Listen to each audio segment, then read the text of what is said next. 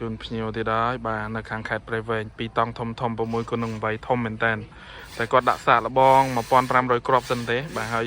លក់ឲ្យគាត់ឈុតនេះគឺអត់ចំណេញលុយសំបីតែ1រៀលទេបាទគឺគុណតម្លៃគាត់ច្រឡំទៅក៏ចោះដាក់ឲ្យគាត់ទៅដល់ទៅបាទ$1000តឡើងតង់ជូនភ្ញៀវទៀតដែរបាទនៅខាងខេត្តព្រៃវែងតង់ធំហួសហើយតង់ឡើងតង់ជូនភ្ញៀវធំ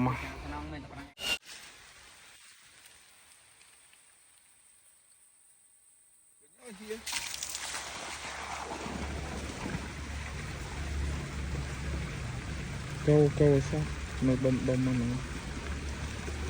គេថាចាំកន្ធីហត់អីបានដាក់សាប៊ូអានេះបាត់ដាក់បាញ់ក្នុងនោះពពុះពេញនឹងហ្មង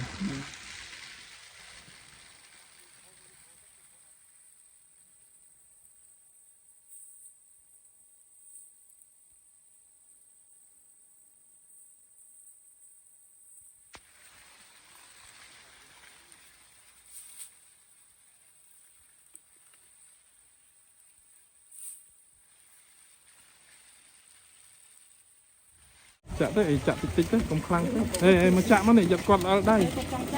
អូតែវ៉ាអើតម្លៃថ្មីអើឈប់នេះទៅនោះនេះហើយវាយមើលសុខភាពឲ្យហើយបងវាយកាន់មើលអត់មានតបៅអត់មានស្អីលបកលបាញទេណាបងស្អាតឆេញអត់មានអន់អត់មានស្ទើរទេខ្ញុំនៅខែខ្ញុំលេងទៅគេដែរបាទខែខ្ញុំដើរដល់ហើយអ្នកខ្លាំងជឹមសัตว์សមអ្នកខ្លាំងជឹមអត់សមខែខ្ញុំចាប់ដងមកបោ30តោន40តោននេះគេដាក់ឈុតធំឲ្យគាត់ទៅកូនលើសទៅដឹងច្រើនឡើយបង1500